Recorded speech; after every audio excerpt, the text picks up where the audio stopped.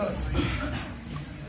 To Kashmir, the land of beauty, of snow-carved mountains and oversized kurtis.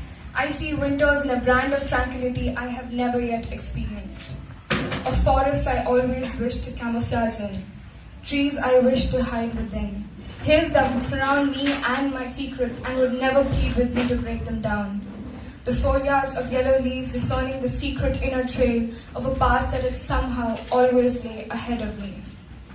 The Kashmir of small towns, whose innumerable corners clamor of historical glory, whose soil breathes blood, whose walls have been broken down time and again and built with bricks of feeble memories, cemented with revenge. To the Kashmir of rivers, Jhelum, Khurana, Zanskar, Chenab, and the countries that tried to divide them, segregating a form of accumulated water as though they were castes, by invisible stamps and brainwashed sentiments, by unique seats and special greetings, by words and separate meanings, alike in appearance, distinguished by history. What they don't want you to know is that the line of control is an act of power in itself. To the Kashmir of my mind, tumhare liye ye mera intisab. To the Kashmir of the people whose identities have been compromised with, never truly allowed to develop for fear of difference, whose names are now their religion, whose bodies reek of angst and rebellion they believe they were born with, whose eyes aren't fearful but indifferent to suffrage. To the people I ask, how does it feel to be fair-skinned and ostracized? How does it feel to be unfree? What is war like? What does the stone represent? Who do you belong to?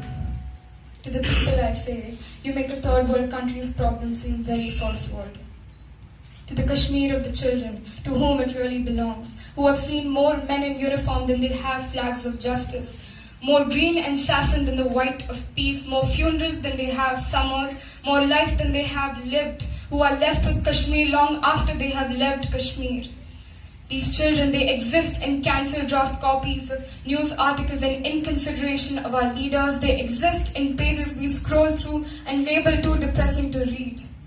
Isn't it ironic how the word Kashmir is always written in italic, as though its content was beautiful? You see, their pain is embellished with every word, with every sentence, with every person who writes it, and with every person who reads it.